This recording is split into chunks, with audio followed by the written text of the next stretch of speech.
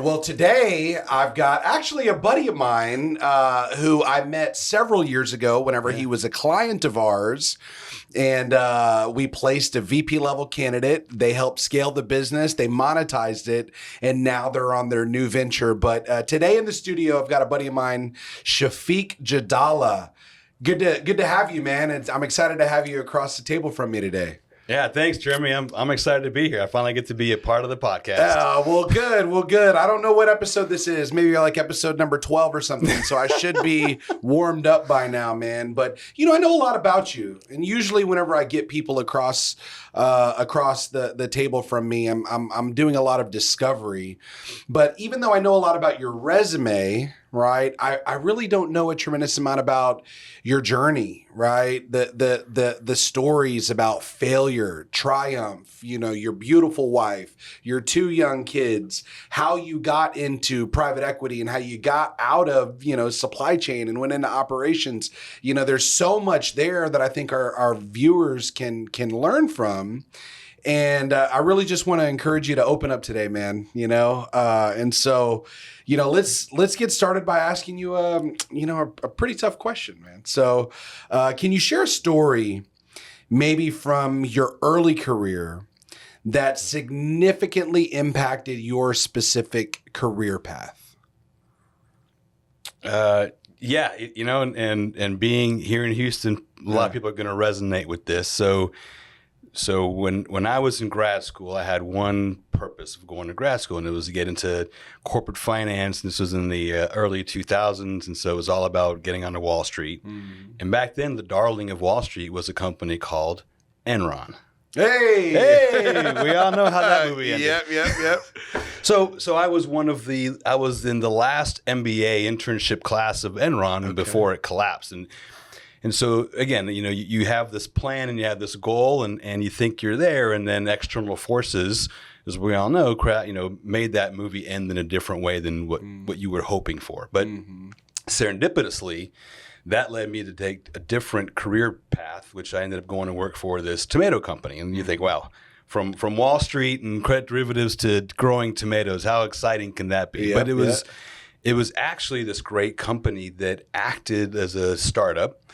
And it's a company called Nature Sweet Tomatoes. So whenever you go to the HEB and you see that little, clear top with the yellow bottom. So I was a part of the team that launched that product. Excellent. And it went from, a $50 million company to a $500 million company. So the interesting part of that journey was that I never thought that I would get a chance to learn how to build and scale a company and lead teams to do things that had never been done before in an industry. And had Enron not imploded, I probably would have, had a completely different trajectory in my life. But this turned out to be a much better story.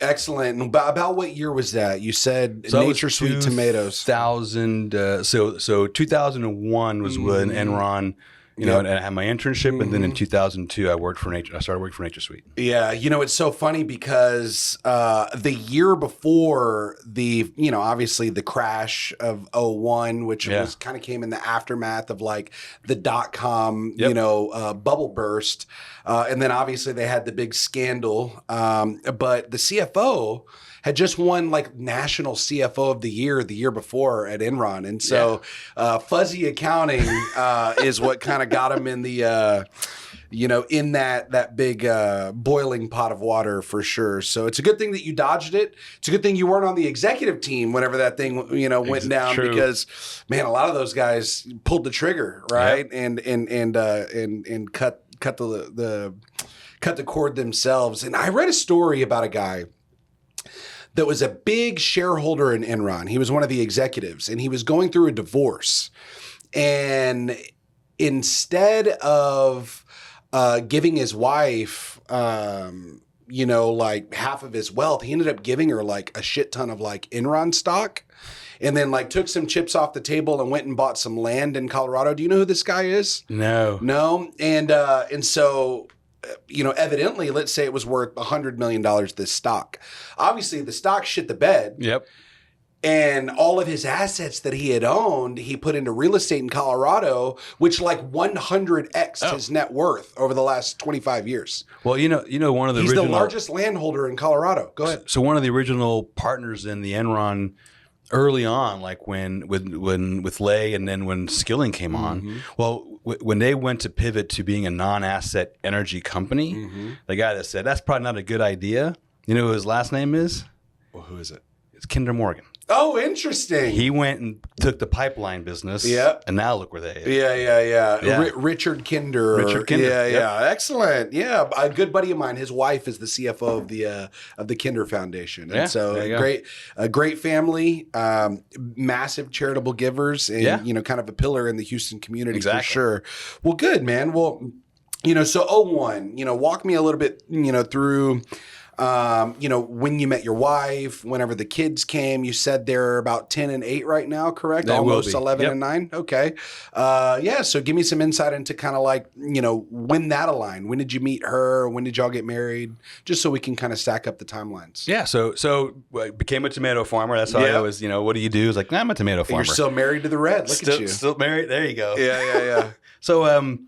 So the operations were in southern Mexico. So I basically was spending 1 week in San Antonio and 1 week in Mexico down in Guadalajara. So that commuting led me to meet my wife, then my girlfriend, and I had to convince her to date gringo was coming in and out of town, but I eventually won her over, and so we dated, and then we got married, and that's how I was able to meet her and have a beautiful, lovely family. So again, if not for that turn, my life would have been completely different, and I couldn't imagine any different than it is today. I wouldn't want to. Well, good. One of the things I learned about you after we had already known each other for about a year and a half was that you actually speak Spanish. Is that something that you learned during your traveling to Mexico, or was it tied to like your upbringing? Upbringing. So I'm an Army brat. So every 2 years we were changing countries. So I was actually no one in my family was born in the same country. So I was born in Panama. My sister was born in Honduras. My dad was born in Palestine. My mom was born in Peru. So I grew up in Latin America, and Spanish was my first language. So Palestinian and Peruvian. With a hint of Italian, because she was actually an Italian citizen. And that's where the Riz comes from, huh? That's where the Riz comes from. Well, good, man. Well, tell me, a story about maybe something that is really surprising that you learned about yourself, maybe throughout your career. I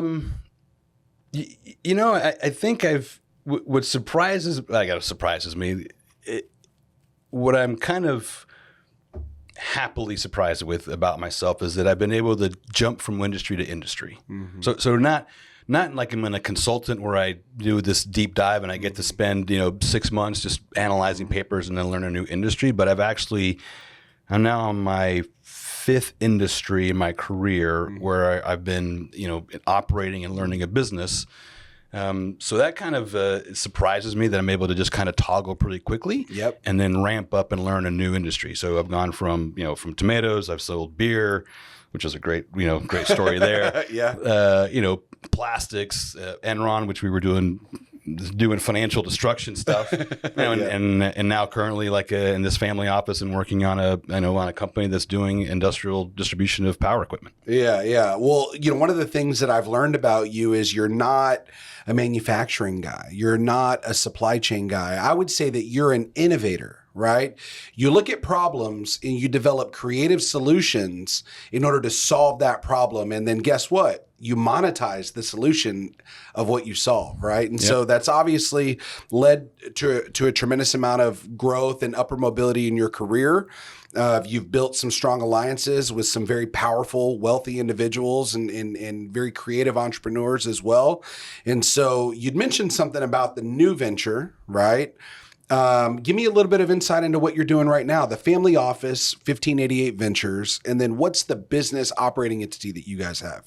So we have several different investments. Right now, one of the ones that we're primarily focusing on, because it's interesting how you think, and this is now actually more relevant that we're having this conversation today, right after Beryl just kind of blew through Houston.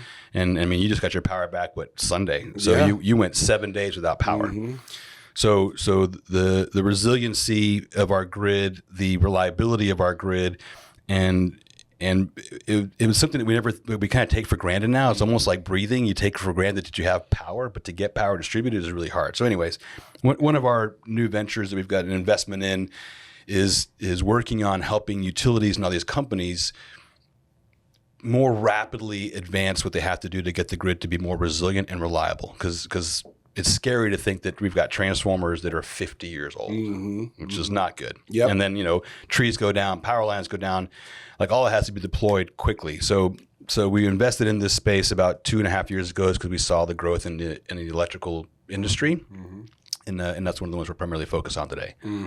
How big is the company today? How much capital do you need in order to get to your growth goals, and how are you going to get there? So we're a strategic sourcing partner. So we act as an extension of what these utilities or EPCs need, because one of their struggles is they don't know, they don't have time to scour the world for the solution. So back to solving problems and helping monetize that. So right now you've got these 24 to 40 month lead times on transformers, and we're able to, so we're out there acting as an extension of their sourcing group to say, hey, I know, the classic, I know a guy. So it's like, hey, I know somebody that's in Ecuador. I know somebody that's in Brazil. I know somebody that's in Turkey. So we're talking to those manufacturers, and then we're bringing them solutions that have lead times of 15 months perhaps, or even 6 months, as opposed to them looking at 2 or 3 years. Understood. So it's about developing relationships with the end users and having vendors in your back pocket that are essentially working exclusively through you instead of going direct to the end users themselves. And so you're functioning as a broker to solve challenges for your customers, correct? I wouldn't use broker. Okay. We're a, kind of like Encore. We're a matchmaker, right? Oh, okay. So people come to Encore when they say, hey, I want an A player. Yep. And I may be too busy as a CEO because I'm running my business, or I'm an entrepreneur and I don't have time. Like when you and I first met a couple of years ago, right? Like I was looking for a specific type of talented person. So, just like a recruiting agency like Encore exists, you act as the subject matter expert on knowing where and how to find those right people to help solve that person's situation. So we're doing the same in that we're matchmaking for these OEMs that exist across the world that perhaps these domestic, utilities or munis, co-ops, EPCs aren't aware of. So we're that matchmaker. Yeah, that's excellent. Yeah. The difficult thing about the product that we sell is there's emotions involved in every single thing, right? The product is essentially a person. And people are very unpredictable. Just because it's the right job, right pay, right location, everything, our biggest competitor is the candidate just staying put where they're at right now, right? And so it's definitely given me some of these gray hairs in my beard. A lot of times people say, well, it must be your 3 kids. And I'm like, no, it's the fucking 40 kids at the office, man. The kids are easy. Yeah, absolutely. Well, good. So you talk about, the kids are easy, right? And I follow you in your family life. I know it brings you a tremendous amount of satisfaction. You're a great husband. You're a present father. You obviously are focused on your fitness goals. To this, honey? Yeah. Yeah, exactly. You're like, what did he bribe you? Yeah. But what I was going to go with there is like, can you tell me about a moment in time whenever you felt like, just giving up in your career? And what motivated you to keep on going? And when I say giving up, maybe it might be, a business that you were thinking about leaving, right? And you stuck it out and it really, really paid off. But tell me a little bit about something like that. Ooh, where to begin, right? Because I think we all have like those moments of doubt, right? So I'm going to share a personal one first, and then I'll come up with a professional one. Sure. But a personal one that kind of indicates that I never really think about quitting. Like I think we all throw it. Like we all throw our hands in the air and say, fuck it, I'm out of here. Oh, wait a minute, it's Thursday. Yeah. Yeah. That meme with the papers. Exactly. Yeah. So, but those moments for me at least have been like flashes in the pan. Like when Harvey hit, and I know I spoke to tons of people that we all got flooded, right? And I never had an inkling of a thought about like I'm giving up or my God, what am I going to do next? Like by the time that this stopped raining, which was August 31st, and they released the dam on the 1st of September, I had a crew of 13 volunteers in my house, and we were literally moving my house out in a boat. So I've never really had moments where I kind of felt like giving up, I would say. I think we all have moments of frustration, like professionally. Yeah, there were times like even when I was at Avant-Garde before we sold, there were times where I was like, oh man, we just have those moments of why am I here? Yep.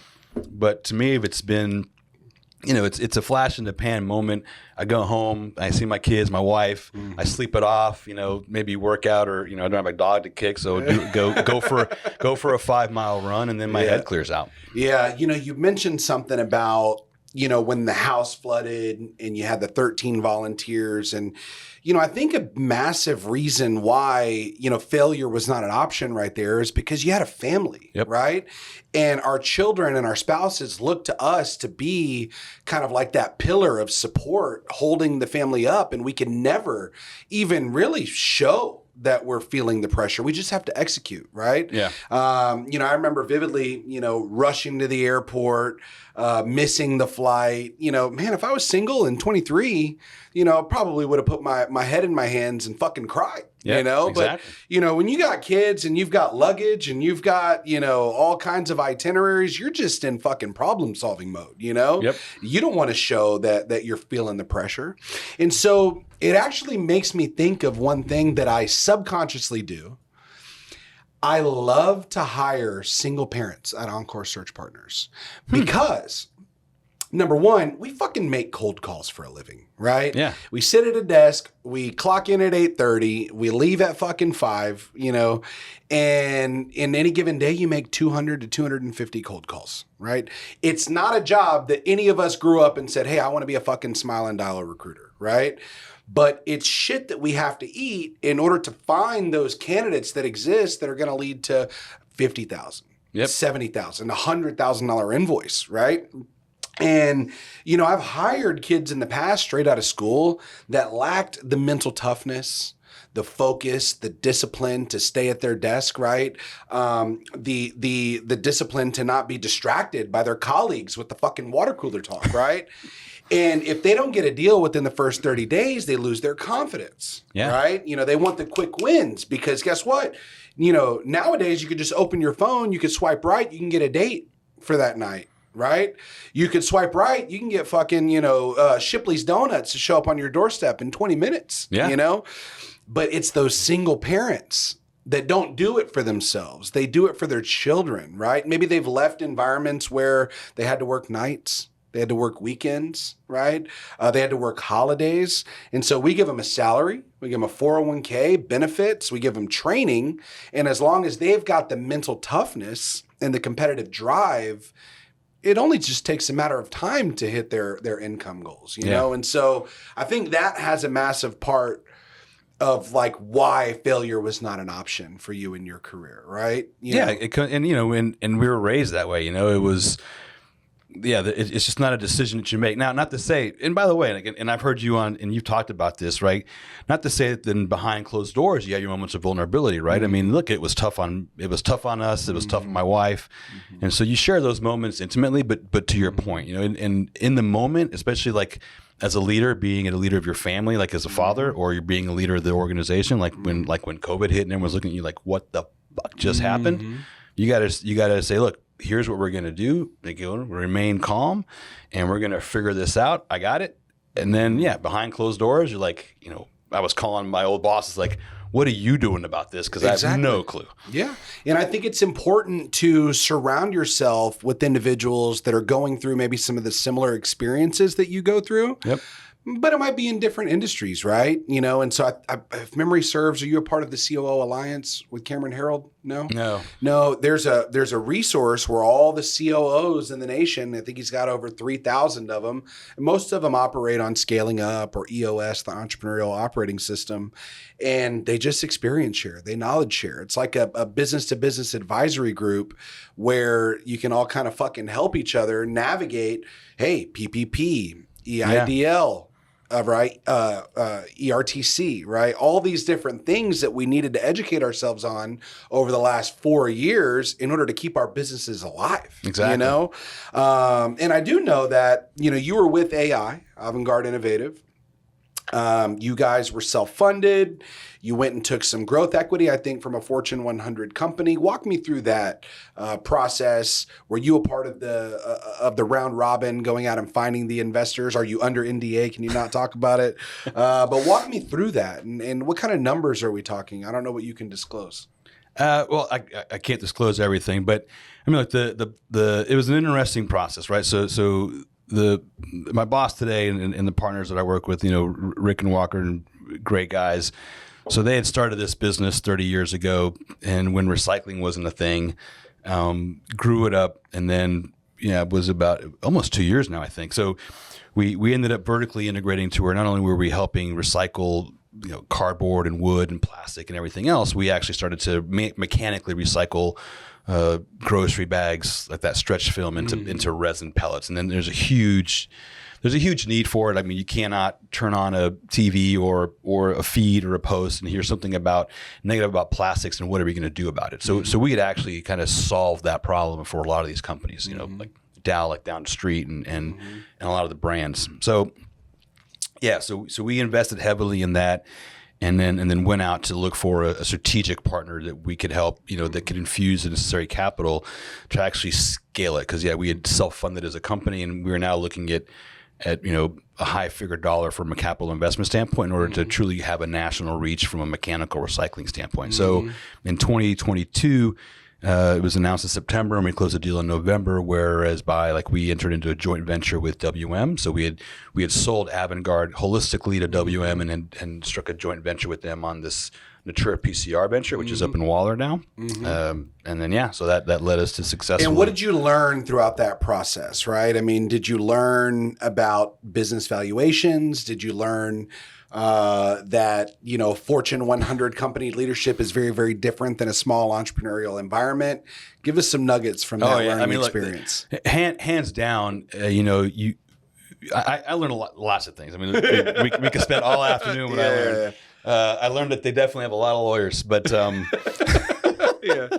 But it's interesting. Like probably one of the biggest things I learned is that a big value in what entrepreneurs do and what startups do is that they have the flexibility and personality, if you will, to attempt to fail. And what I mean by that is, like these large corporations, like whether it's WM, or you think about the pharmaceutical industry or any industry, like these large Fortune 100s, when they go acquire these smaller businesses, is because those smaller businesses took the chance and they took the risks to fail. And it's a separate kind of mentality that it takes to be able to understand that I'm going to try something that's never been done before, and I could possibly fail and shit the pot, and then we're broke and I'm out of a job, and what I'm going to tell my wife. But we take a chance. The big Fortune 100s can't. They don't have that kind of flexibility because of Wall Street. Yeah. They can't fail and then have this material impact on their quarterly results. So the interesting part was how different the cultures were, and part of why we went to the joint venture route, and we knew it was going to happen, right? There was a point in which by a key core of the Avangard employees who are entrepreneurially minded, looking for the big growth, the big startup, the big risk taking, we weren't able to be a part of that joint venture precisely for a reason that it was struck the deal. We needed them to have the stability, what they bring to is their powers, a big organization with the resources, but then also the controls. And then, hey, we created this, it's ready for you guys to go operate and keep growing it. We're going to now go build something else that doesn't exist today, and let's go do something new. So I learned those differences and actually, in the business ecological system, it's a need. You need these small startups that are changing the rules, breaking the rules, inventing new things to feed into the large 100s. Absolutely. But we've got clients like Honeywell that has Honeywell Ventures, right? Where they're putting anywhere from, $1 billion to $5 billion a year in these startup companies, not necessarily to vertically integrate, but that way they can stay on the cutting edge, right, of new product development. They're investing in things like computer vision and AI and things that you've been, really investing in over the last 10 years or so. But, it's funny that you mentioned something about entrepreneurs and us having that risk tolerance, right? Betting it all on the line and investing in, something that might very well be 50-50, right? But last night I had dinner with Dwayne Wade, right? From Hey, The Rock. retired from No, Dwayne Wade. Dwayne Wade. Yeah. From the Heat. From the Miami Heat. He actually has a wine company called Wade Cellars. And JP Morgan, my private banker, actually invited me out to like the prospect investment dinner with Dwayne Wade. And so like I'm having dinner with him at CL with like 40 people in the room. And I brought Scott Kelly, who's my president. He's my Shafiq, right? Yep. And we were talking, and he's doing some discovery, and he's talking about like his average client, you know, it's about 40 million in assets under management, you know, being in the ultra high net worth department of JP Morgan. His team has over 10 billion in assets under management, a 4-advisor team. And so, you know, we're talking and I'm like, well, I'm not at 40 million. He was like, oh, don't worry, Jeremy. Yeah. He's like, he's like, we'll be happy to onboard you at what, 10, And then we started talking, and I think it's literally like 97% of their clients are entrepreneurs. Yeah. And whenever Scott, Dylan, and myself started talking about it, I made the observation that when you're an entrepreneur, you can monetize your company, you can get a big 9-figure check, right? And you might be in an environment where you were only making $300,000 or $400,000 for the 15 years that you were building the company, creating that enterprise value, right? And so we have opportunities to walk in to massive checks, right? Yep. Obviously, we pay ourselves a competitive salary, and then if we have a great outlier year, like somebody that's selling fucking Transformers, right? And then all of the Transformers need to be replaced in the whole state of Texas, that business owner is going to have an outlier year if he has relationships with all of the Centerpoint Energies across the state, right? But what the observation was is there's a lot of corporate executives out there, right? And when you start out of school, Enron, 60K, right? Next year, you're at 75. Next year, you're at 90, 110, 120, 180, to where it's difficult to become rich, right? Yeah. Because even when you're making $500,000, $600,000, $700,000 a year, your lifestyle just gets way more expensive. The wife talks you into getting the lake house, right? Yep. Hey, let's have another kid. Hey, let's put him through private school. Hey, you want to put a pool in, right? Hey, my mom is looking to retire. You think we can help her out and give her about a $3,000-$4,000 a month? You're old like me. More money, more problems. More money, but I wouldn't necessarily say it's more problems, but it's absolutely more exposure. Oh yeah, right. We just overcommit ourselves, man. And so, I know guys, hell, they might work for me, that make 7 figures a year. And, they're just looking at that next check, man, because they fucking spend it just as fast as they make it, man. Yep. And I think that culturally, us as Americans, especially in a social media environment where we can show off, right, our material objects, right, there becomes kind of like that keeping up with the Joneses type mentality, if you will, And so I guess what is your definition of success as it stands today? And then how does that compare to maybe when you were growing up, what you would have viewed as your definition of success? Ooh, wow. So growing up, and I think you were showing me some earlier clip.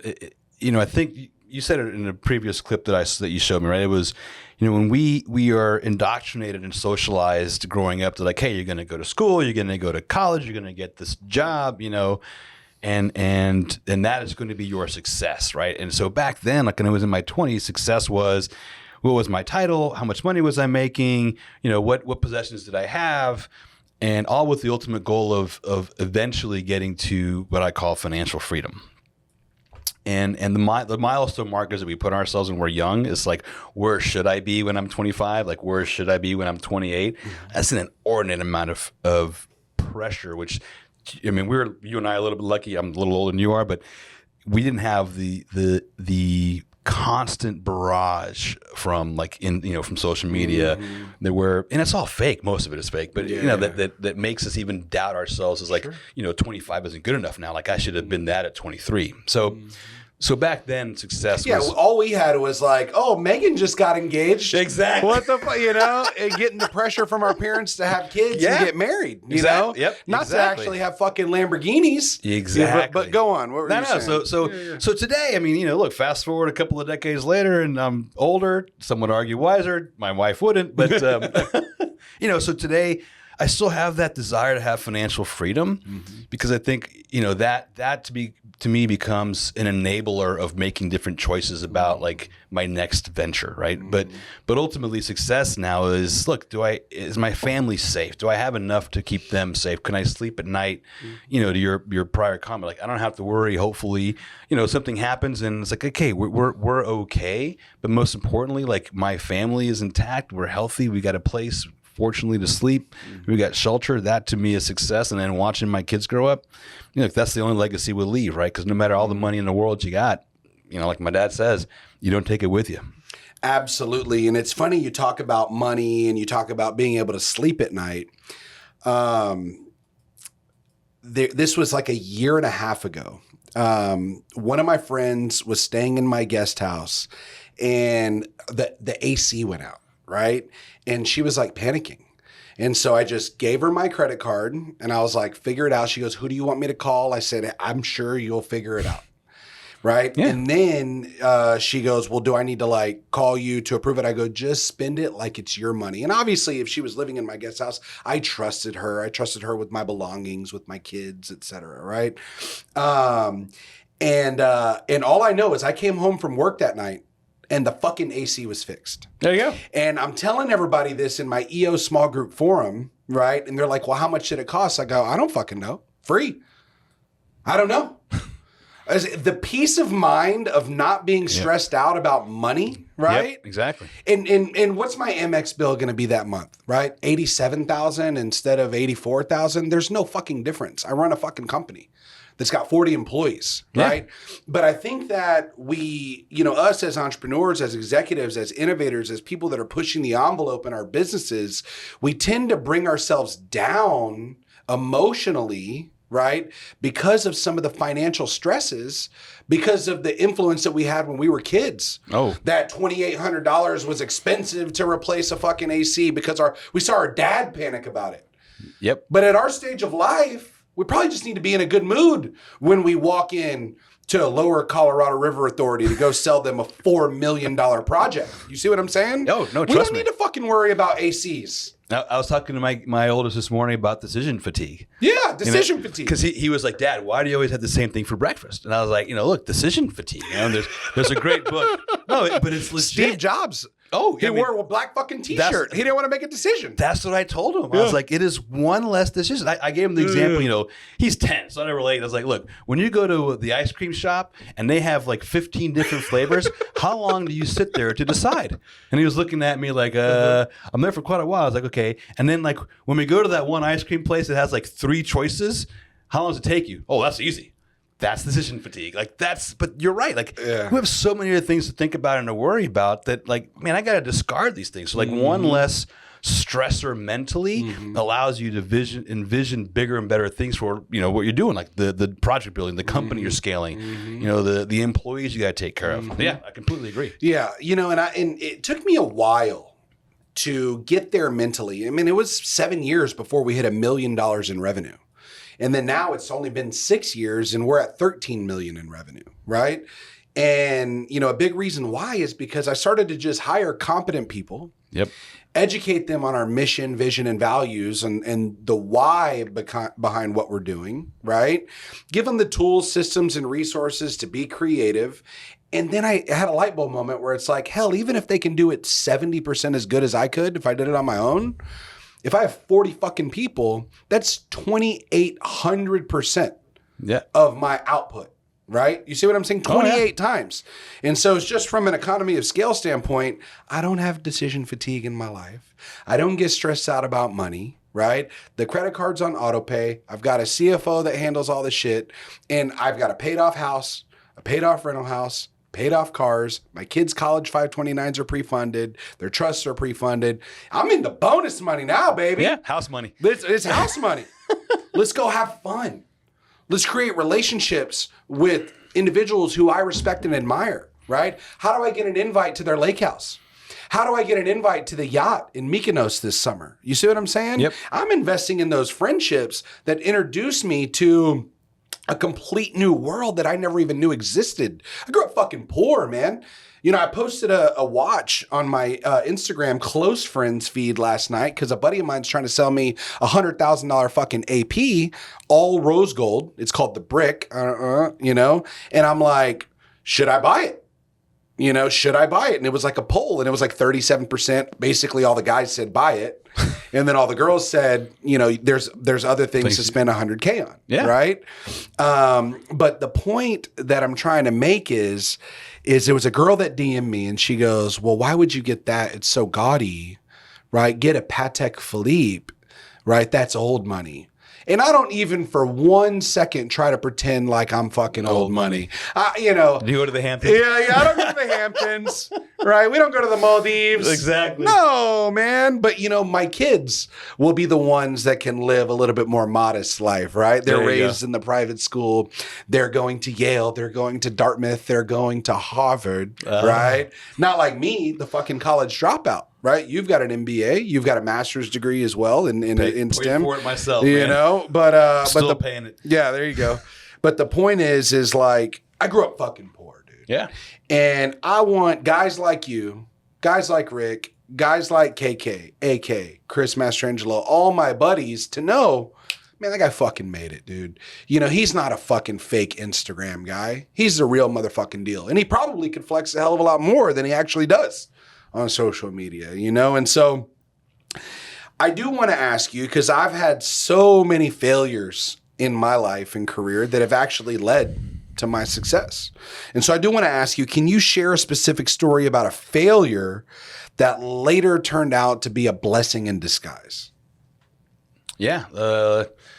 Let's see. I'll talk about one that kind of led me to Houston, because if not for me coming to Houston, I wouldn't be where I am today, and more than just in this chair in front of you today. But so back when I was a tomato farmer, I really had advocated for trying to implement an entire ERP system, and you know, and again, going back to where we're young and the lessons we learned, like being cocksure, it's one thing to have the confidence in thinking, hey, I can do anything because I believe in my ability.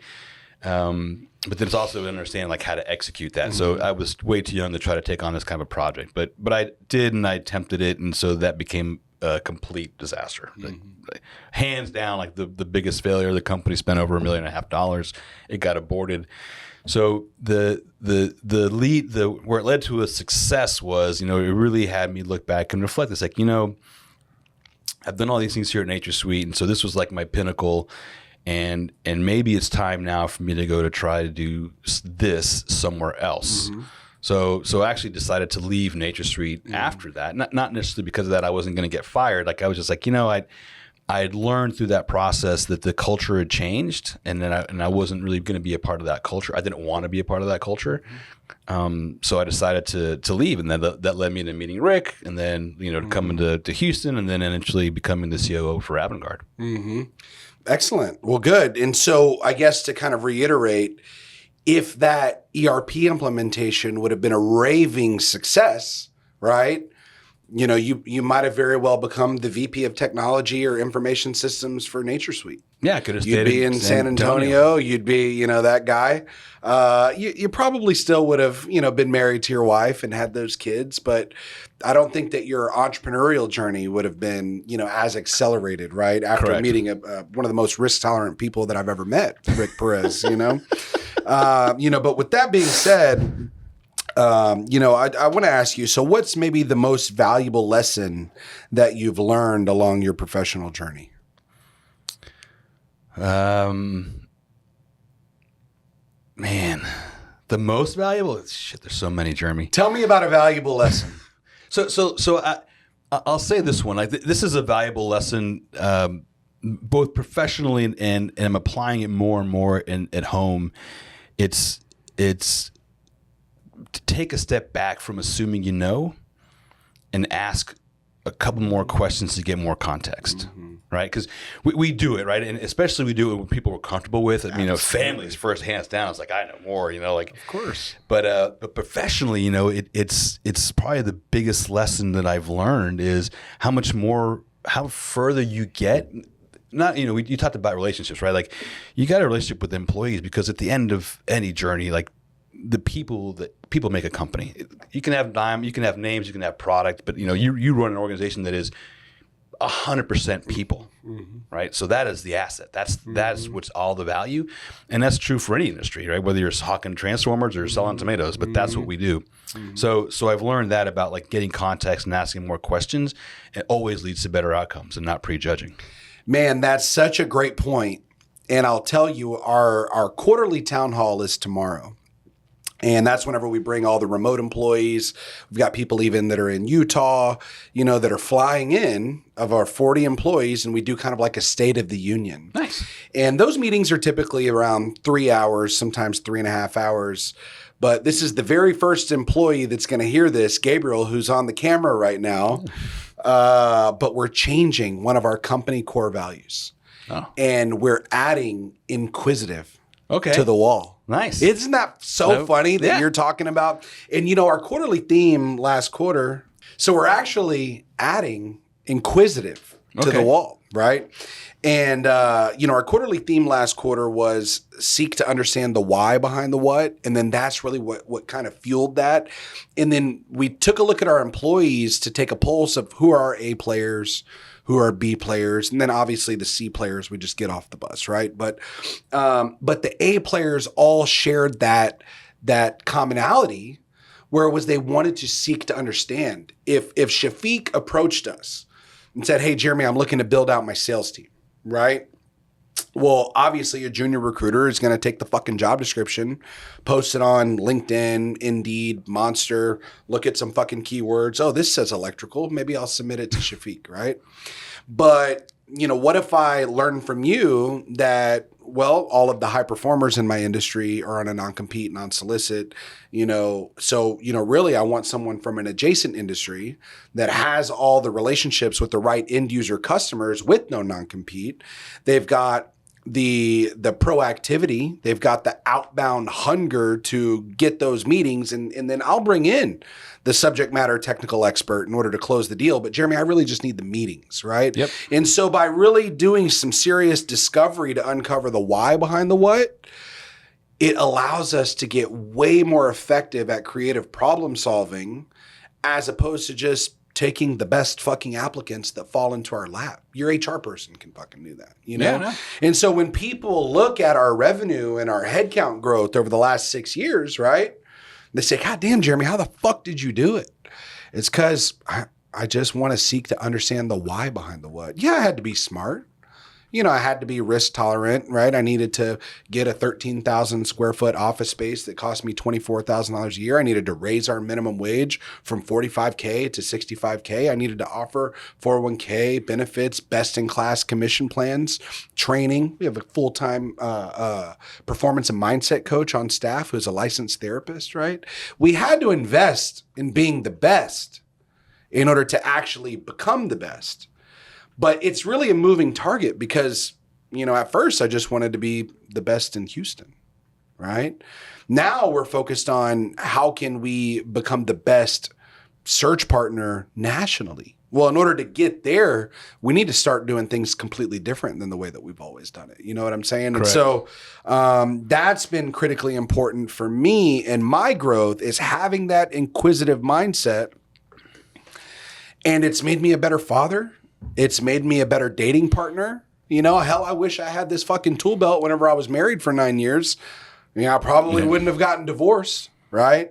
And so I'm glad that you shared that, because there's so many people that probably listen to this that are a little bit younger, a little bit earlier on in their personal and professional journey, right? Yep. To where if they just took a fucking deep breath, they started to consume the right media, right? Instead of polluting their brain with fucking cat videos on TikTok, right? Get influenced socially by the right social media influence, right?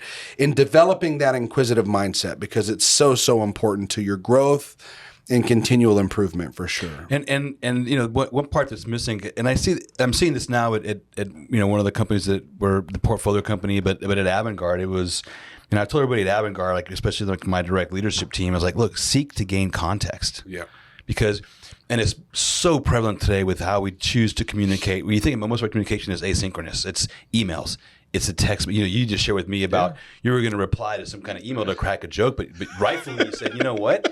They're not going to get the tone. Yeah. And this generation is coming up doesn't appreciate or comprehend the value of picking up the phone or having the conversation with synchronous communication, because then you can seek to gain clarity, context, and understand. Right?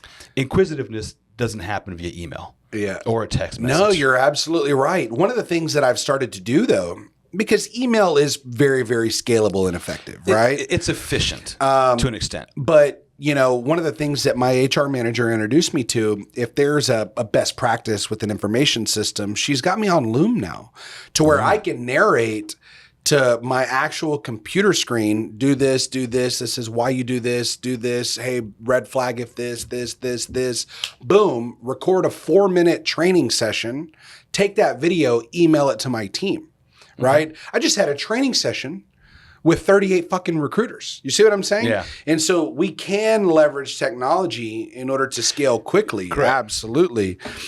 And because video is easily transferable now, which it wasn't, 15 years ago because of storage limitations, right? We had to pick up the phone. And so I think that there's certainly kind of like a healthy balance between leveraging email and technology, but still putting in that personal touch, if you will. Well, good. So how has your approach to business and leadership changed over the years then? Because I think that technology has certainly influenced that, but tell me about how your leadership style has changed. Well, following on the same topic, right? It's. I remember during the pandemic, when everybody had to go home and everything was 100% remote, and we're all trying to get used to this new way of working. And at the beginning, probably like about 4 or 5 months into it, and I don't know if it happened with you all, but nobody was turning on their camera. When you're trying to do these, the big gallery Zoom calls or the Microsoft Team calls. And nobody would turn on the camera, and I kept on asking and insisting, and I remember finally I had to stop the weekly meeting that I had with the sales team and the operations team. Was like, look, the more and more you choose to not have a camera, and I just talk to a black screen, the less and less connection we have. Then you're easily replaceable by a machine. And it's not because I'm threatening it to you, but understand that now with AI coming on in the front and everyone's really worried about it. I mean, if nothing else that we've learned through the 2 millennia that we've been on this planet as human beings is we have to have a connection. Right? If I don't know you or talk to you or meet you, you said it, right? Building the trust. That's how you get to where you got to be successful because you built trust with your customers. And maybe they weren't your customer then, but you made a friendship. And then 6 months later, 9 months later, they're like, hey, I remember meeting Jeremy. Like, I'm going to call him, like me. Like, that's how it happened. So what I've learned now in my career is fundamentally, like, that is the most important thing I can do as a leader, is to establish rapport and build trust with everybody that I work with, to have that connection. Because if you can connect, anything can get done. Absolutely. No, great experience, Sharon. So I guess what piece of advice would you want to give to your younger self, maybe when you were just starting to build, over at NatureSuite? And how can that translate to maybe some of the listeners that are a little bit earlier career than us? There's an old country song that the main line is, I'm in a hurry and don't know why. So when I was really young, I was in this hurry to get up the ladder as fast as possible. And I didn't have a good reason except for these external benchmarks that I'd put on self-imposed. So what I would say to my younger self is to slow down a little more. I would have slowed down and definitely spent more time on building rapport and empathetic relationships with people, because I didn't do that as a young bucks. We're all out. We're like, we got this. And none of that really mattered for getting stuff done. Like scaling the company like a NatureSuite and then doing it with AI had nothing to do with my individual talent or intelligence. It was being able to connect with people and getting everybody together. So really invest in connection with people who you trust, respect, and admire, right? People that can create have to value. build, right? Yeah, like trust is always given, but then you have to continue to build it and then earn it and keep it. Understood. Well, excellent. So I don't believe that I've ever shared this story on this podcast, but you'd said something that made me remember this. And there was a piece of advice that I gave a young man who worked for me for about 6 years. And his name is Peyton English. He was our very first recruiter for financial advisors. And, now that business unit has 20 people. And so it's our largest, revenue generator for the company. We're talking about producing wealth advisors. So think about Morgan Stanley, Merrill Lynch, Goldman Sachs.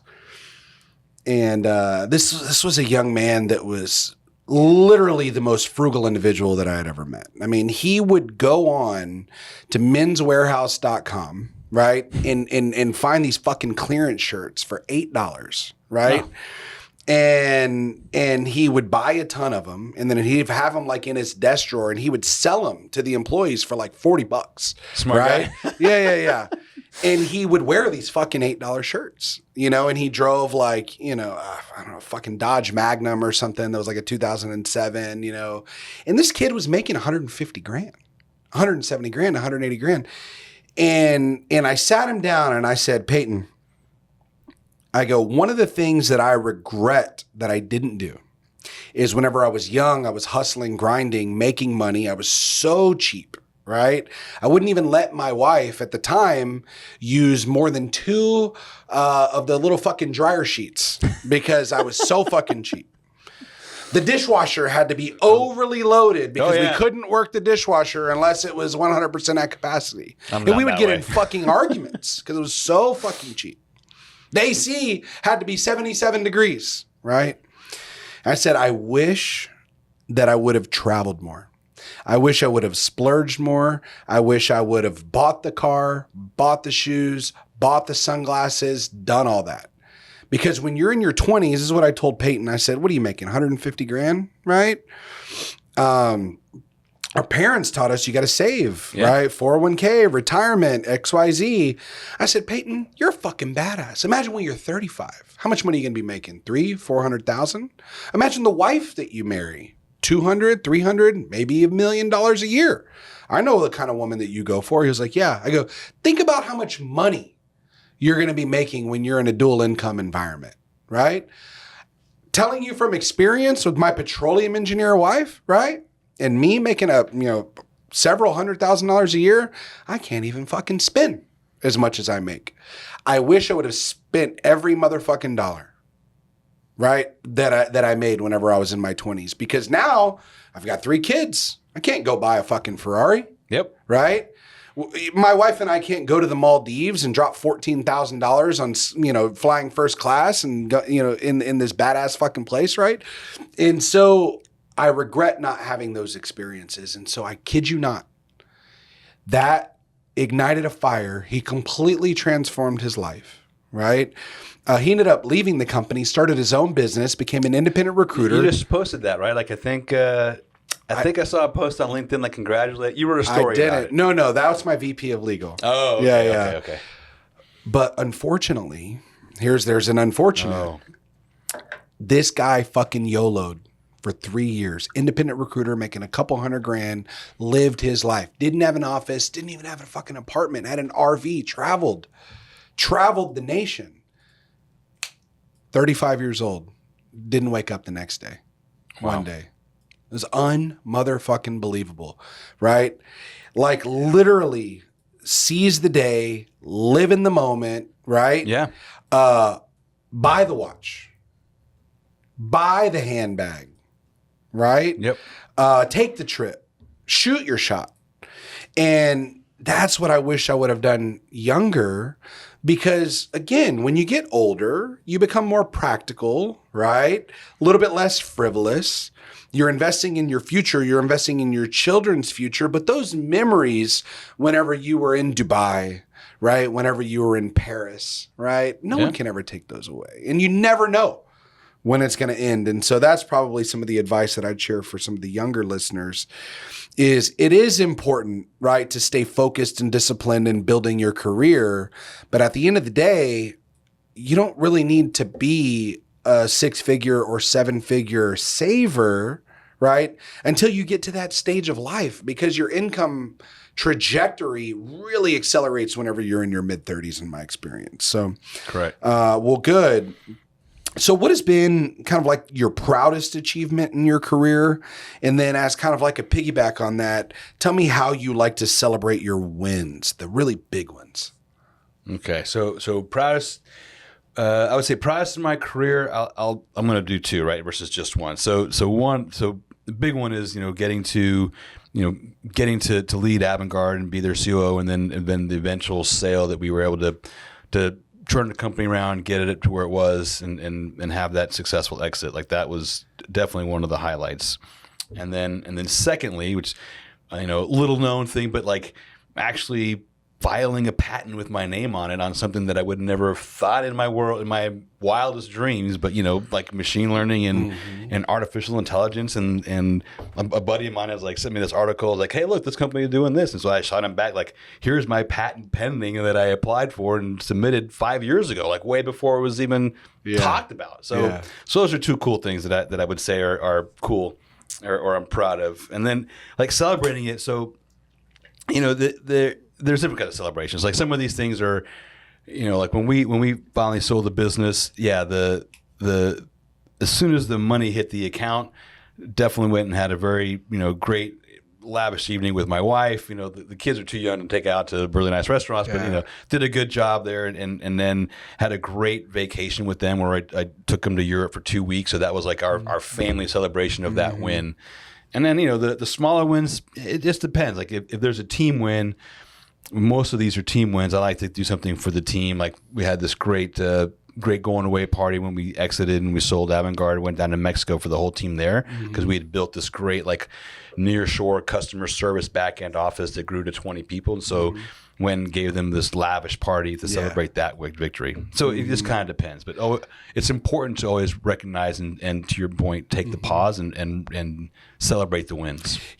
Being in the recruitment industry, we're obviously exposed to employees post-acquisition, right? That might be confidentially looking to make a move, or you might have, people like your back office that were gainfully employed, very, very happy in their role, but now there's, role duplicity. And so their position is eliminated. And so can you kind of give an experience share on maybe like that emotional toll that it took on you, just knowing that a lot of the team, their jobs weren't going to be protected, and then here the owners were cashing 9-figure checks? Yeah. I mean, look, that is a shitty, it is a shitty known, right? Like, and like in this situation, I did my best to protect them. But again, the reason that big companies buy little ones is for, elimination of redundancies and all those things. So you knew it was going to happen. And there's just probably one of the hardest things about being in certain positions in any company is having to manage that duality. And so everything that you can do to help those people get ready for what's coming, but at the same time you have to protect the interest of the business. And there's just no good answer or solution. But again, back to like the previous thing, right? It's how well of a bond you have with that people and how much do they trust you to at least understand that this isn't malice or, malicious intent or they're bad people. It's like, this is unfortunately a consequence of any business, right? I mean, I'm fun. I mean, you're an owner, but I'm an employee, so I'm expendable. And, Rick can say tomorrow, Shafiq, I've got somebody else. And there it is. That's just unfortunately how life works. Yeah. So maybe what milestone are you currently working towards in your career? So right now, well, for my career, my milestone is to get to a certain level for 60, like at that age, where I can take the leap to become my own entrepreneur and perhaps either 60. 60 years old. Yeah. Oh, bro, that's 20 fucking years away, man. For you. Oh, get out of here. How old are you? I'm 51. No shit. No shit. Gabriel, would you have guessed that he's 51? No. I look way. better than he does. Thought he was like 42. Yeah. Okay, keep going. You do look better. Yeah. Keep going though. So you got a milestone. and So you wanna- I've got a personal you- milestone, right? To have even more security where I can say, look, I'm going to really finally take an attempt, perhaps, and then buy a business or start a business. Yeah, understood. Okay, excellent. So what role do you think? And I think Gen Z kind of like has been brainwashed to say that like you need to love your career, you need to be passionate about it. If you do what you love, you never have to work a day in your life. That's horseshit. And so my question for you is like, what role does passion play in the success of one's career? What's your opinion on that? I mean, I have a different mindset. I think this country wasn't built on passion. It was built on necessity. Okay. Right. And if you think about like some of the greatest entrepreneurs, it was, they had an idea. Now, like they're passionate in their conviction, right, about what they wanted to become or what they wanted to do, but necessarily they were passionate about what they were in per se. Mm-hmm. So I think look, passion is important, but it's not like, in my personal opinion, it's not necessarily the main driver. I think to say that you're never going to work a day in your life, everybody works.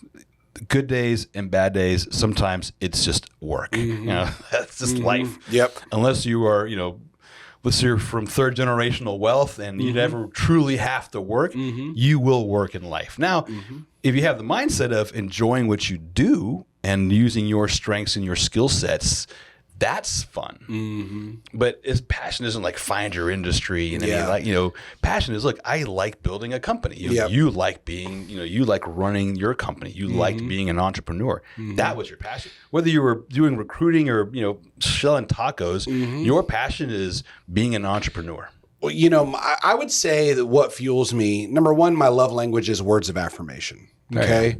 And, I didn't know that I would own a recruitment firm. Truth be told, my first business that I started in 2010 was an email marketing business. But the reason why my career now satisfies me in so different areas is, number one, I kind of want people to tell me, God damn, Jeremy, you're fucking smart. Right? Man, I'm grateful for you. Thank you so much. I love to win. I love just like the sensation that I get from like a positive metric that's being checked off. And when you're recruiting, right? Hey, we have the client that reaches out. Hey, we want to engage you on a search. Fuck yeah. Yeah. Right? We get a signed fee agreement. Yes. Right? We get a candidate submitted. We get an interview. Right? We start talking about an offer. We have a candidate start with an invoice going out. We get paid.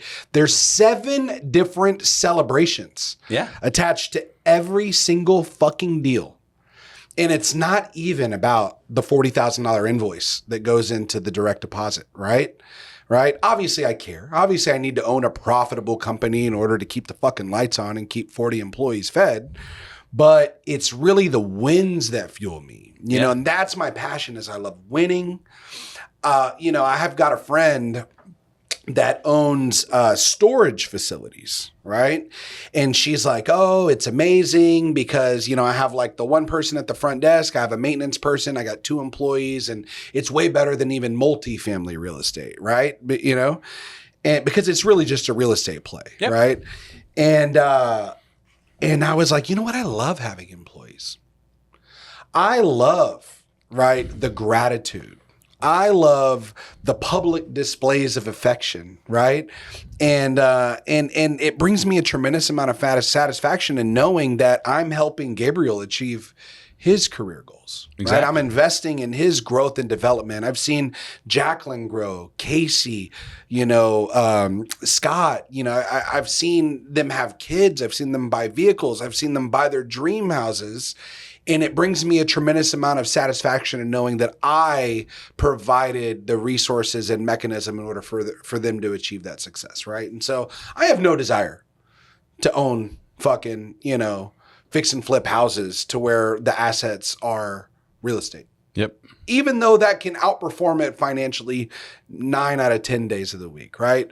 But it's the people that fuel me. Absolutely. So the other day I made a list, like I was thinking about, like, was preparing for this.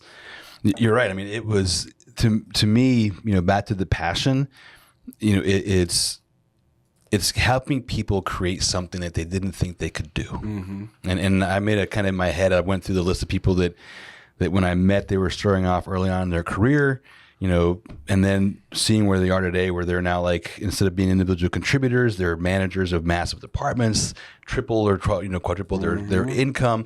One of them in her life would have thought where she was, and she was, I talked to her about 2 months ago just to catch up and see how she was doing. And she was like, Shafiq, it's amazing. Like without all the things that you and I worked on and what I learned from you and how you pushed me to do something that I would have never have done on my own. Yep. Just like I wouldn't be where I am today. Yep. Sounds very much like my Jacqueline. Absolutely. Yeah. She's been here almost 2 years. And I remember whenever she was afraid to just get behind the camera. Yep. And now she's, filming 4 days a week and she just runs internal recruitment, for us. But that's a massive catalyst to our growth and success, is connecting with our audience and being able to start a narrative, not simply control a narrative, because people are going to derive whatever inferences they want. But I think through video content marketing, we can start a conversation, right? In an age of AI, right, it's amazing to like put yourself in vulnerable, open to judgment even, right? And so I'm very, very proud of her growth and development. And so I do want to ask, right, you've got the family office, you're investing in quite a few different things through that family office. How do you see your role evolving over the next 5 years? I know you're the COO of Zeus Power Supplies, right, which is a company that provides electrical products for electrical distribution applications, right? How do you see your role evolving over the next 5 years? Well, in the case of like so my role at the family office is to help manage the portfolio companies, especially the ones we've got influential or majority control. And in this case, like Zeus in particular, the one that we're working on primarily, it's how do I build out the team and the infrastructure to have this company become or exit for the valuation that we have planned on, right? And then there's a cascade of other operating companies that we got to get to the same thing. So my role is really build the right teams. Or so part of why I reached out to you, about now for Zeus, it's like I got to go and do a lot of what you guys did here at Encore. It's like I'm looking for building the right people, getting the right people in this case now for Zeus, and then later on it'll be for another opco and then another opco, because my job is to build the right team, like kind of help put all the right people in the right places, and then let them go do what they're really great at, so that they can create value and create not value for the office, but then also value for themselves professionally and economically. So I want to share some personal experience here. And you're a client, so this is weird to tell you. I don't know if it's a conflict of interest. I haven't signed anything yet. Yeah, but the point that I'm about to make is sometimes we overanalyze who that perfect hire needs to be, right? Because we're envisioning the top rainmaker when we're $100 million in enterprise value. We're recruiting for our COO. But at the end of the day, let's say I'm just making up a number. When I was 1 million in revenue, right? It's like the person that got me from 1 to 5 is probably a very different person that can get me from 5 to 15. And then when we're at 15, it's going to be a different person to go from 15 to 50. And so I had to kind of look at employees almost like they were dating relationships, right? Yeah. I didn't need to put a ring on it. I didn't need to wife them up. What I just needed to date someone that was going to help me level up in my life. You see what I'm saying? Yeah. And so that salesperson, that marketing person, that office manager, right? I don't need to hire a fucking CFO. Maybe I need a bookkeeper, right? Correct. I don't need to hire the VP of sales. Maybe I need a sales development rep. Right? Let's get some revenue. Let's get some EBITDA. Maybe we implement some new processes, systems. We develop a mid-level layer of management to create some accountability. We develop some SOPs. Now we've actually systematized the business. We've gotten a few enterprise accounts, right? Now we level up the talent in order to get to the next level. And that's in talent acquisition. I think that's a common misconception that business owners have. Is they want this fucking stud, right? And maybe they're even willing to pay the $200K, the $225. But what they don't realize is that the stud doesn't want to go work for that motherfucking company. You see what I'm saying? Yep. Well, Jeremy, we want someone from Google. We want someone from Amazon. We want someone from NVIDIA. Okay, you going to give them equity? No. We're going to give them $200K. Well, that guy that's making $200K at NVIDIA doesn't want the COO job with you, right? And so we need to manage our own expectations. It'd be really easy for me to go, I'm social, I'm rich, I'm kind, I'm well networked, I've got a good reputation. I want Sydney Sweeney, right? Doesn't work like that, Jeremy. You know, let's take what we can get. Let's make sure that we level up ourselves, right? The company, right? We get the processes, the systems. We're paying fair market rate, but we need to manage our own expectations on who we can get. And I have to constantly have that conversation with business owners because they want the fucking Shafiqs, you know, and it's like, bruh. You want Shafiq when he was 28 years old and he was working at Nature Suite. Not, you know, let's get him there. Yeah. You know? No, look, what I was going to say, look, I agree. I mean, there's two quick stories. Like at Nature Suite, I remember my then boss told me, look, there are few people that can go work at a company that is called, you know, $25 million in revenue. And then the next growth phase to get to 50 and then 100. And he's like, when we're at 100 million, like look around the room, you know, kind of like the old Cobblers thing is like 2 out of 3 people won't be in the room with you. Because to your point, like they just can't keep up or they're not the right people for what you got to do next for the company. So yeah, completely agree. And at Avantgarde, I would tell everybody, my team especially, like, look, recruiting, you know, I told them I would tell every candidate, like, you can be an architect, which is, hey, I want to talk and design and all that, or I'm going to be a bricklayer, which is people that get the shit done. And when you're building a company, and this is the hardest part, you got to find people that can be the architect and then go lay the fucking brick. Which is very, very difficult. Absolutely. Very difficult. Yeah. And so we're in the evolution of our business, like I said, 13 million in revenue, where I'm finding more architects, right? Let me go get the guy that's billing $600,000-700,000 at their current firm, right? The young lady that's got 14 years of experience. She's a subject matter expert in a very narrow, specific vertical. Maybe she recruits tax professionals inside of public accounting firms. Maybe a gentleman that recruits mechanical reliability engineers. Maybe another individual that's a focused expert in commercial banking. They're making $250,000, $300K a year. Well, with our marketing resources, technology, and infrastructure, I can help them grow their book of business from $600K to $5 million, right? Yeah. Casey Knight, my division president over my wealth management business unit, came to work at Encore Search making $150K and came in as a VP, right? This year, he'll make over $1.8 million.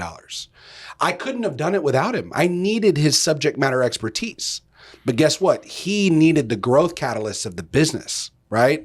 The capital investment, the resources, the technology, the risk appetite, the marketing capabilities. And so I'm looking to recreate that with individuals that have very narrow, specific niche practice areas. And you know what the next one's going to be? You keep talking about opcos and hiring people. Private equity, man. Yeah. We took a look at our client base several months ago and we said, holy shit, private equity portfolio operating companies only make up about 15% of our client base, but it makes up for about 70% of our revenue.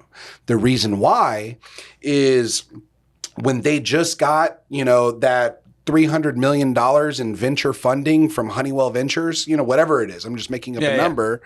They don't need to hire 2 people. They need to hire 200. Correct. Right? So I'm going to place, obviously, the director of HR, operations manager, business intelligence manager, 5 salespeople, maybe a marketing director. I'm not going to place all 200, but I'm going to get 11 placements. And they're writing the fucking recruiting fee check with somebody else's money. Yep. There's no emotional tie from Shafiq when he's signing that check. They planned on it. He's saying, I need 5 more. This sales guy's good. Exactly. You know?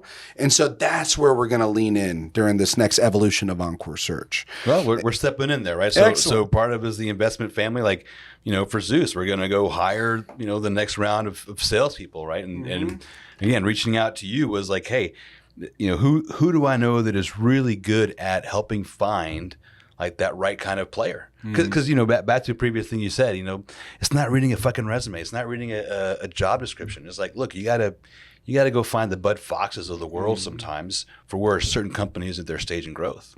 Absolutely. And like you said, that architect and that bricklayer is critically important. And so kind of in closing, I want to ask you, how do you want to be remembered by your colleagues, your peers, right? How do you want to be remembered in your career when it's all said and done, right? 70, you're on a boat. You started that business at 60. You monetized it. You sold it to Waste Management for 10 figures, right? How do you want to be remembered?